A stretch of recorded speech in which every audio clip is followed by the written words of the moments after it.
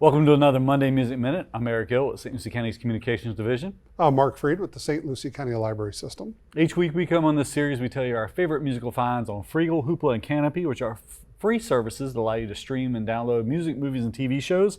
All you need is a valid St. Lucie County Library card, which is free at your local public library for all St. Lucie County residents. So, Mark, what are you listening to this week? Okay, so Ugly Casanova has an almost mythical genesis story. According to the brief biography found on the Sub Pop Record webpage, little is known about Edgar Graham, aka Ugly Casanova. Legend has it that in the summer of 1998, he broke through a window at a Modest Mouse concert in Denver and presented his bloody self to the band backstage as he introduced himself as Ugly Casanova. He displayed a somewhat gentle, if not slightly unnerving, mental instability that endeared him to the members of the band and caused them to adopt him in a way that's only possible of a band that's been on the road for a really long time. During the countless hours on the road, he began to share some of his rough song ideas with the band, and later, after much prodding, they convinced him to gather an audience and play. They were moved by his unmistakable talent. With much more coaxing, Casanova was persuaded to record some of these songs for the record label to be either released as a single or a compilation. At the end of the sessions, he vanished. That's until the summer of 1999 when a sheet of rambling text was delivered to Isaac Brock, the singer of Modest Mouse. This long sheet inspired the third Modest Mouse record, The Moon in Antarctica.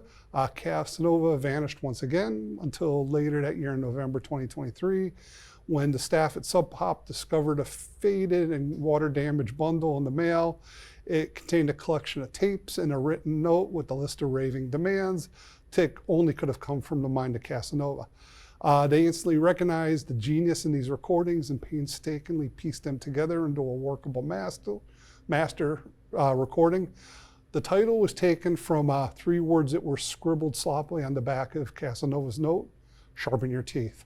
The record can be found on Hoopla, and much of the Modest Mouse collection is available on both Hoopla and Freegal. P.S. Isaac Brock is Ugly Casanova. What do you got? And a heck of a front man. Throughout the decades, New York City has reinvented itself when it comes to music, from the early alternative in the 60s and 70s to new wave and hip hop in the 80s. But the 2022 documentary, Meet Me in the Bathroom, which you can find on Canopy, focuses on the rebirth of the underground garage rock in New York City. Based off the 2017 book of the same name by Lizzie Goodman, the directors Will Lovelace and Dylan Southern focus a lot of the film on the Strokes early in their career, along with artists like Karen O, James Murphy and the LCD Sound System, and the Moldy Peaches. I got sucked into the story about how alt-country troublemaker Ryan Adams allegedly got the Strokes hooked on drugs, and singer Julian Casablanca banned him from hanging out with the rest of the band and guitarist Albert Hammond Jr.